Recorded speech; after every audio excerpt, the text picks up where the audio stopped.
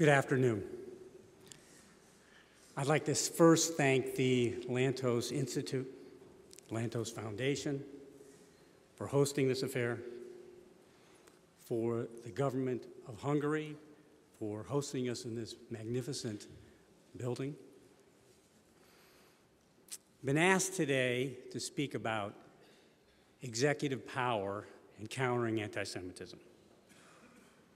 Now, of course, in our system in the United States, executive power is somewhat limited compared to parliamentary systems where the executive and legislative are together.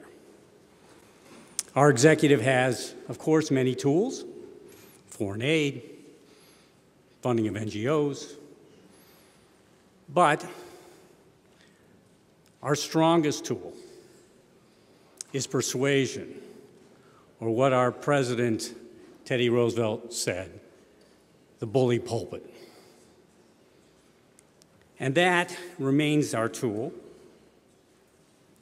The office that I represent, the Special Envoy for Monitoring and Combating Anti-Semitism, can persuade. We twice a year put out reports, the International Religious Freedom Report. We contribute to the Human Rights Report. The CIS can sometimes speak out. But frankly, more importantly, it's our entire government that speaks out.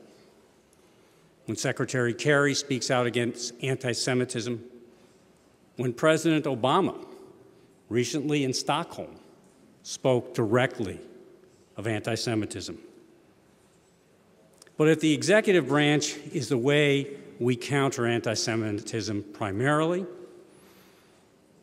this office would not exist without the legislative branch of our government.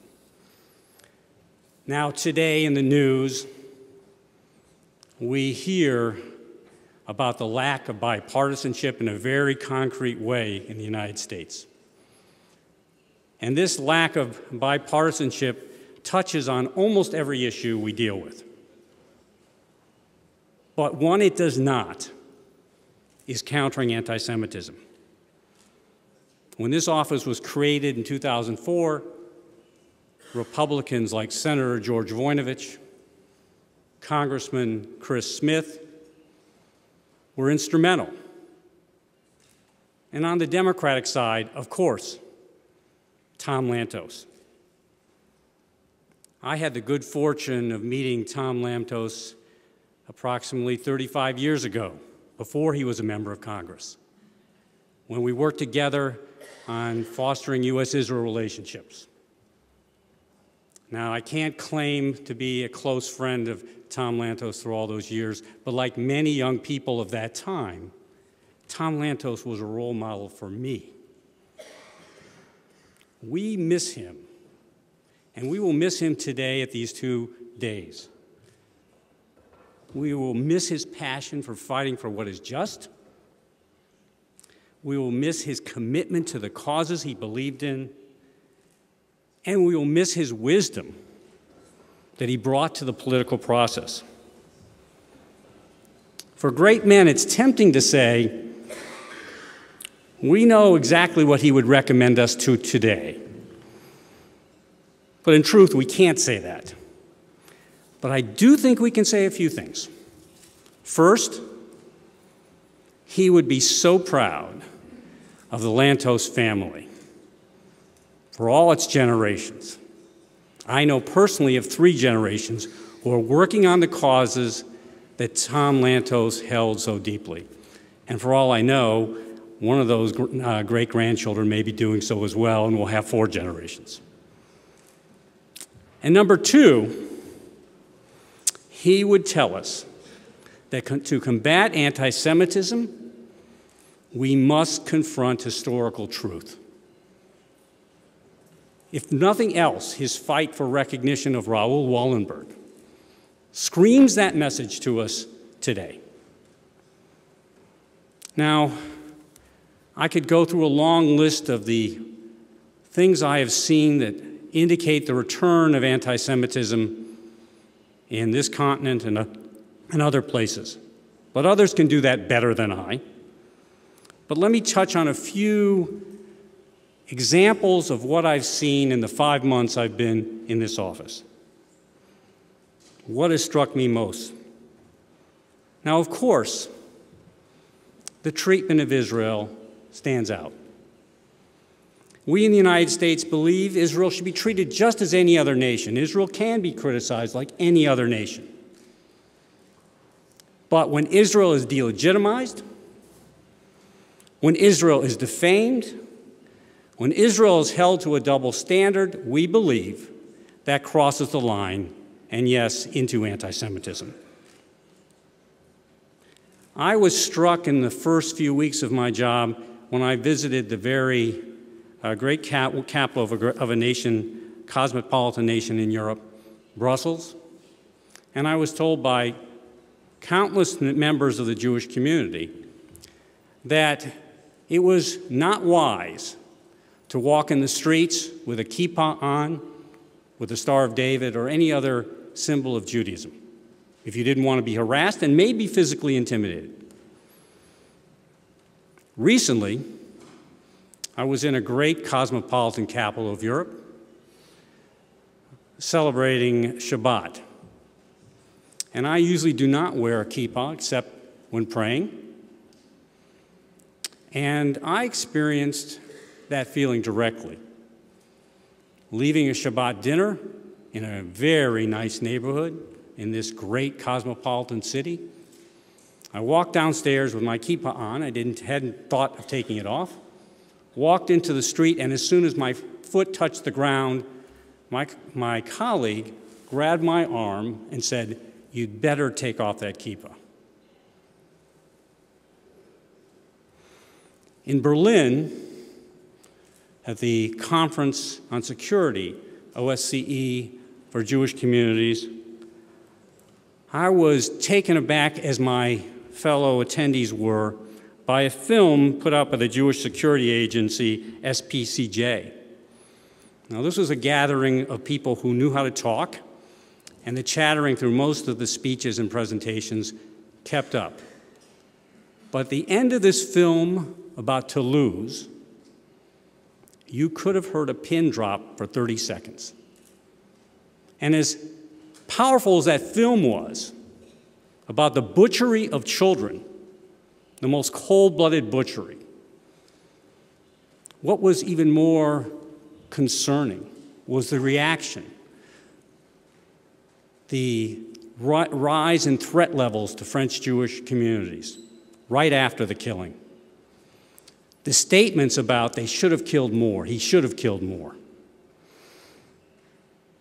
Now, history is my touchstone as I approach this job. All of us have our own skills and what we bring to our tasks.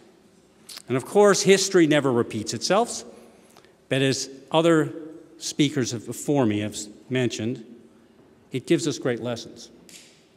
So today, what do we see? We see the greatest recession, hopefully ending, but the greatest recession since the Great Depression. We see parliamentary parties in Europe openly xenophobic, openly anti-Semitic, with significant representation in parliaments. And we see paramilitaries representing those parties. So what does this provoke or evoke for us? For me, it can't help but evoke the late 20s and the early 30s. Now, it is a different time, but it should raise our antenna. And this week, we saw, in the most graphic way, Golden Dawn, and we are grateful for the Greek government for shining a light on its despicable nature. When we talk about Golden Dawn, though, of course, the obvious question is Jobbik, here in Hungary. And I'm not going to go over the list of despicable crimes of Jobbik. Others will do that better. And I think we should say Jobbik is not Hungary.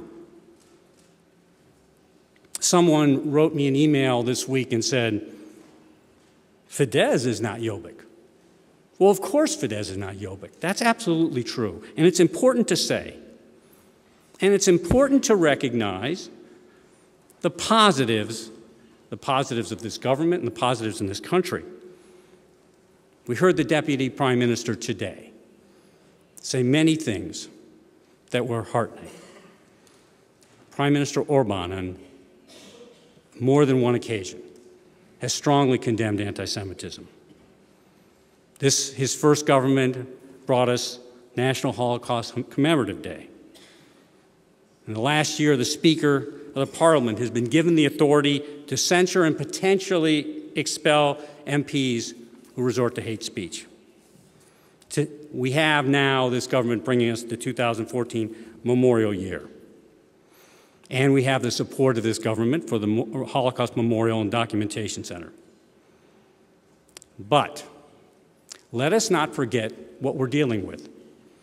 Anti-Semitism, a disease as virulent, as resilient, and unfortunately sometimes many of us believe eternal, that we must fight every day. And though we can appreciate the good, it is not enough. What the United States believes. We believe, like Tom Lantos, in historical truths. If you don't confront the truths, you can't confront anti-Semitism. Some, and we're not talking about Jobbik here, in this country, talk about the Holocaust equaling Germany. Germany is the Holocaust. We know and we've heard here, the Deputy Prime Minister told us. That is not the case, but that is not what everybody says here. Now, this is not a problem just for Hungary. All through occupied Europe, we have this debate going on. Some countries have clearly confronted it, some still are working on it.